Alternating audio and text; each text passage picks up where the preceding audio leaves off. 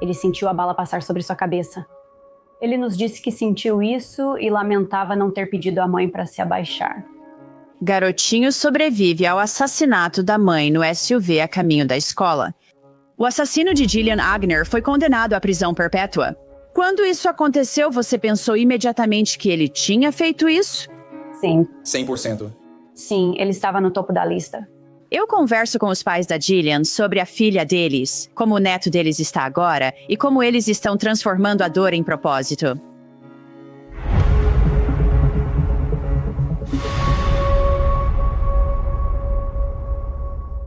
Bem-vindos ao Crime Fix. Eu sou Angelette Levy. Não há nada mais doloroso do que perder um filho. Todo pai ou mãe que perdeu um filho vai dizer isso. E quando uma criança é assassinada, a dor e a perda se multiplicam. Essa dor nunca vai desaparecer para Ron e Beth Agner. A filha deles, Jillian Agner, foi assassinada em 2023 na Carolina do Sul por um ex-namorado que a perseguiu e invadiu sua casa. A história é de partir o coração, e graças a Deus, o jovem filho de Jillian, Aiden, sobreviveu ao tiroteio. O assassino de Jillian, John Patrick Shee, agora está na prisão depois de se declarar culpado no segundo dia do julgamento por assassinar Jillian e tentar matar Aiden. A confissão de culpa chocou todos os envolvidos no caso. Em 2 de março de 2023, Shee atirou em Jillian enquanto ela levava Aiden à escola em Okati. As balas quase atingiram Aiden, que se abaixou, mas acertaram Jillian. Ela lutou pela vida durante meses no hospital, mas morreu em agosto de 2023. Havia um suspeito principal, John Patrick Shee. Ele sabia da rotina de Jillian e que ela estaria de folga naquele dia, levando Aiden para a escola. Shee continuava perseguindo Jillian e até invadiu sua casa, como já mencionei. Ao revistar a casa de Shee, os detetives encontraram evidências perturbadoras. Fotos de Jillian rabiscadas, um boneco de voodoo, altar improvisado, cartas de tarô e literatura sobre satanismo e ocultismo. E os promotores disseram que os detetives encontraram evidências ainda mais perturbadoras, incluindo uma lista que Shee fez com os nomes das mulheres com quem ele saiu desde 2008, junto com anotações sobre cada encontro. Shee planejou o ataque contra Jillian e até deixou o carro em um bar como álibi. Os detetives interrogaram Shee e ele negou o envolvimento, mas depois esses detetives descobriram que Shee havia pedido a um amigo para levá-lo até a área e ficou esperando Jillian passar de carro para então atirar. Agora vamos ouvir mais sobre esse motorista em breve, pelos pais de Jillian. Por mais de 2 anos, John Patrick Shee negou matar Jillian. No segundo dia do julgamento em junho, Shee surpreendeu ao se declarar culpado. Tudo isso foi um erro completo e absoluto. Amanhã de 2 de março é e sempre será o maior arrependimento da minha vida. Eu penso nisso o dia todo. Eu queria poder voltar atrás e mudar as coisas. Eu estou mentalmente doente. Eu tive um surto psicótico. Eu fiquei tão mal com o que aconteceu entre Jillian e eu não aguento mais essa dor. E eu sei que a família precisa de um desfecho. Eu sei que todos precisam de um desfecho. E é por isso que estou fazendo isso hoje. Eu não quero machucar mais pessoas. Eu quero que haja um desfecho. Quero que sua família encontre consolo. Todas as noites e dias rezo diariamente pela paz da sua família. Eles são os pais de Jillian e passaram por tanta coisa nos últimos anos. E Ron e Jillian, muito obrigada por estarem aqui comigo. Primeiro de tudo, como vocês estão depois que Shee se declarou culpada? Ele admitiu o que fez depois de tanto tempo dizendo que não tinha feito. Acho que estamos sentindo que finalmente podemos virar a página. E, sabe, o estresse de não saber como ser humano, o que vai acontecer, seja no trabalho ou na vida pessoal, às vezes é mais insuportável do que quando o resultado final aparece. Então, sabe, aqueles, não sei, foram tipo 28 meses em que simplesmente não sabíamos se Aiden ainda teria que temer pela própria vida. É bom chegar a um ponto em que realmente podemos fechar esse capítulo e tentar nos curar. Beth, como está lidando com isso? Porque, pelo que eu sei da história, quero dizer, você ouviu as sirenes quando Jillian foi baleada. Sim, na verdade eu ouvi os tiros e fui a primeira a encontrá-la. Na verdade, fui a segunda. Nós não percebemos que outra pessoa tinha chegado ao carro antes e nós descobrimos isso no julgamento. Mas eu, na verdade, parei o carro e a encontrei caída sobre o volante e encontrei Aiden correndo no pântano. Mas eu tenho que dizer que, assim que ele se declarou culpado, eu soube que não precisaríamos depender de um júri e não precisaríamos nos preocupar, com culpa ou inocência.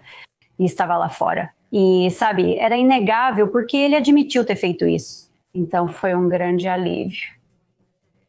Isso não traz Jillian de volta, claro, mas me fez sentir um pouco melhor saber que não precisamos mais lidar com ele, nos preocupar com audiências de liberdade condicional, apelações e todo esse tipo de coisa. Então essa parte foi um pouco reconfortante em uma situação tão estressante. Mas deve ter sido realmente chocante. Você estava se preparando para esse julgamento. Você está se preparando para passar por tudo isso. E então, no segundo dia do julgamento, esse cara se levanta e diz, sim, fui eu, depois de tanto tempo dizendo que não tinha sido. Quer dizer, mas foi um grande choque. A gente esperava uma luta tremenda. Aiden vive com Ron e Beth Angner, que estão criando o neto. Desde o falecimento de Jillian, o pai biológico de Aiden voltou para a vida dele. É importante notar que o ex-marido de Jillian e o pai biológico de Aiden foram rapidamente descartados como suspeitos. Pedi para Ron e Beth me contarem sobre a filha deles. Sim, ela é a mais velha das nossas 3 filhas e era mãe solteira. Ela estava estudando para conseguir uma certificação de técnica em farmácia. Ela era técnica de farmácia licenciada, mas há outras certificações possíveis. Ela ficou muito animada com isso. Ela praticamente fazia tudo na vida dela girando em torno do Aiden e das necessidades dele. Então, ela realmente estava, fazendo o melhor que podia, vivendo a vida do jeito que queria e criando o Aiden. Eles moravam ao lado, né? Era bom tê-los perto, né? Sempre ajudávamos com o Aiden quando precisavam. E, isso era a última coisa que poderíamos imaginar que poderia ser, o futuro dela. Então, nossa propriedade tem 2 construções nela. E quando ela teve Aiden anos atrás, procuramos uma propriedade onde pudéssemos ajudar a criá-lo. Havia uma garagem separada com um apartamento em cima, então eles realmente moravam na nossa propriedade. Mas, voltando a Jillian, ela tinha um ótimo senso de humor. Acho que eu também tenho, mas isso não é sobre mim. E nós gostávamos de tê-los tão perto, porque podíamos fazer parte da vida dele mais do que, muitos outros avós, certo? Quando as crianças vivem em outros estados ou a horas de distância, a gente podia vê-lo sempre que quisesse. E isso também era bom para ela. Então, quando ela precisava de um tempo com as amigas, estávamos ali por ela e podíamos cuidar deles, né? Quando ela começou a sair com John Patrick Shea, quero dizer... E essa era uma pessoa com quem ela realmente estava saindo há algum tempo?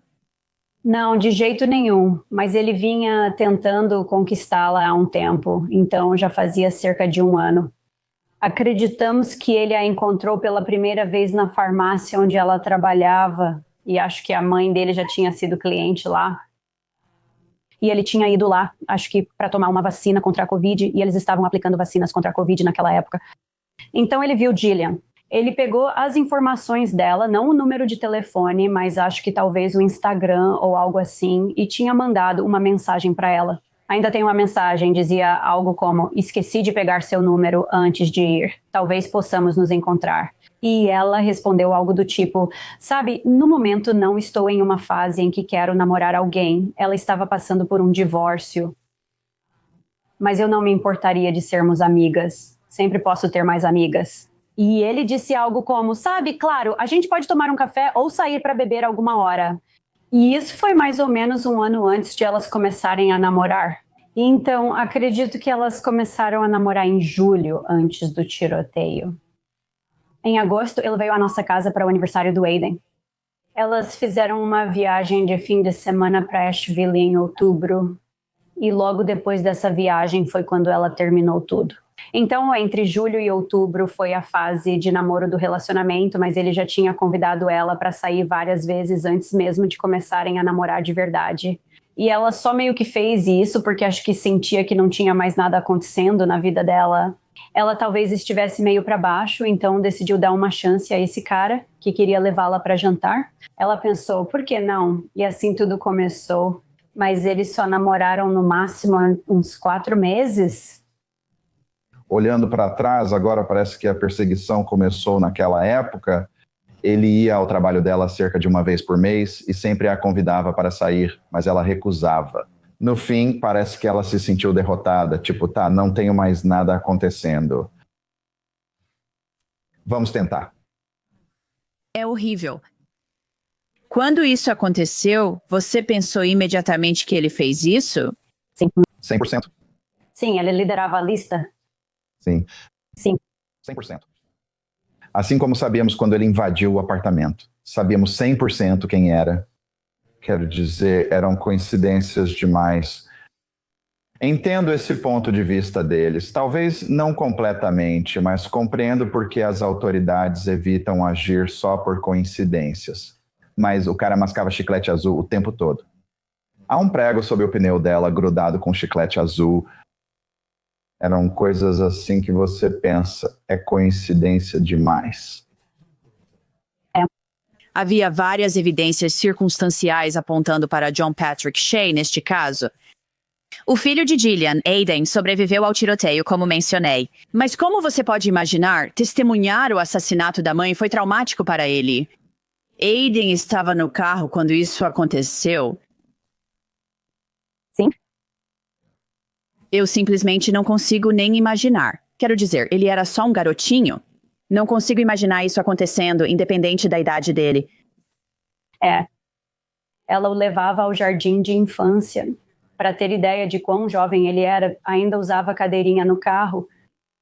Havia balas. Ele basicamente esvaziou a arma no carro, com balas atingindo a traseira. Então, Nos painéis das portas, etc. onde Aiden estava sentado, então sabemos que ele queria matar ambos. E nós realmente achamos que a única razão pela qual ele não matou Gillian quando invadiu o apartamento é que provavelmente ele também estava procurando por Aiden. Aiden não estava lá naquela noite, pois dormiu na casa do meu pai. Quando ele invadiu com uma faca e destruiu o apartamento dela, não encontrou Aiden naquela noite. Então, sabe, né, é isso que me faz sentir que ele provavelmente era um alvo, porque o motivo pelo qual ela terminou com ele foi principalmente por causa do Aiden, porque ela não achava que o Aiden deveria conviver com alguém como ele. Bem, e ela encontrou o boneco de voodoo. No apartamento dele havia um altar e ela sabia que não era bom para o Aiden estar lá. Aiden ainda fala dele porque quando namorava Gillian, ela o levava ao apartamento para jogar em videogame. Na visão dele, era apenas um amigo. Ele não sabe que foi essa pessoa que atirou neles. Aiden, ele acha que foi outra pessoa aleatória? Bem, o nome dele é João Patrick Shea, e ele usava o nome do meio. Ele não usava João. Então, Gillian e Aiden o chamavam de Patrick. Então, quando ele foi preso e contamos para Aiden que o homem mau estava na cadeia, ele quis saber quem era. Só dissemos que era alguém chamado John. Ele nem sabe que isso faz parte do nome de Shea, pois só o conhece como Patrick. Conseguimos contornar isso contando a verdade para ele. Um dia vamos ter que contar para ele, mas achamos que é trauma demais, sabe? Para uma criança de apenas 6 anos ter que passar por tudo isso. Torcemos para que a lembrança dele suma. Quando contarmos para ele, esperamos que já não esteja tão apegado à pessoa que conheceu como Patrick. Eu entendo perfeitamente isso. Beth, pelo que eu entendi, você encontrou Aiden naquele dia e ele disse para você que a mamãe estava morta. Isso é verdade? Sim, ele disse. Ao encontrá-lo correndo no pântano, ele veio até meu carro e eu o coloquei dentro. Liguei para o 911. Acho que parte disso foi gravada na ligação para o 911, mas ele disse que a mãe levou um tiro e está morta. Depois soubemos que, ao tentar sair do carro com portas trancadas e janelas fechadas, ele só poderia sair pela janela quebrada pelo tiro, mas teria que passar por cima dela. E ele disse que ela estava coberta de sangue e estava sangrando, então ele não quis fazer isso. Então ele acabou saindo por uma das janelas que estava um pouco aberta, e foi assim que ele saiu do carro. E nem estava tão aberta assim, eu não sei como ele conseguiu sair pela fresta da janela, mas ele a viu. Ele estava no banco da frente. Ele disse que queria ter dado um beijo de despedida nela antes de sair do carro. Nas primeiras semanas, ele também disse que a culpa era dele porque não avisou a mãe para se abaixar. E ele sentiu a bala passar por cima da própria cabeça. Ele disse que sentiu isso e lamentou não ter avisado a mãe para se abaixar. O Aiden está recebendo algo. Ron, desculpe mesmo. O Aiden está recebendo algum tipo de terapia ou ajuda para lidar com isso? Sim, ele tem uma psicóloga incrível e também tem uma comunidade escolar que se uniu em torno dele e da nossa família, e eles são muito solidários, a orientadora da escola, a diretora, todos os professores, toda a equipe de apoio, até mesmo os pais, sabe, dos outros alunos da escola.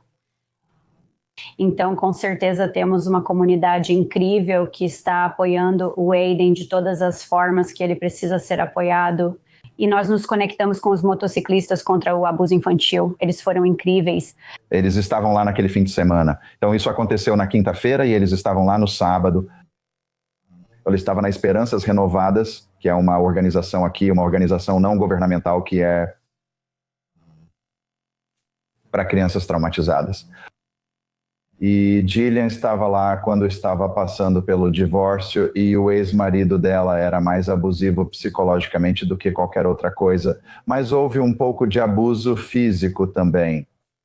Mas eles o viram naquele dia, naquela tarde, ele já estava na Hopeful Horizons recebendo ajuda.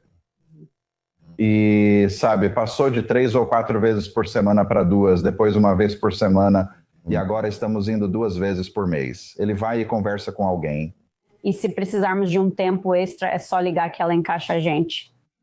Me conte sobre a fundação que você criou em memória da Jillian. Então, depois do julgamento, quero dizer, acho que sempre tivemos em mente que em algum momento iríamos tentar transformar isso em algo bom. E então nós criamos a fundação O Amor de Jillian Vive.